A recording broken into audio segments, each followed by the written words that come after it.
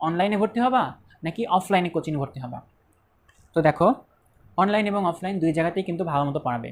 তো এটা নির্ভর করবে তুমি কোথা থেকে ক্লাসটা করছো সেটার উপরে। মনে করো তোমার বাসা থেকে কোচিংয়ের দূরত্ব আধা ঘন্টার ভিতরে, তুমি হ্যাঁ তাহলে তুমি অফলাইন ক্লাসগুলাই করবা, অফলাইন ক্লাস করবা, অফলাইনে এক্সাম দিবা, বুঝছো?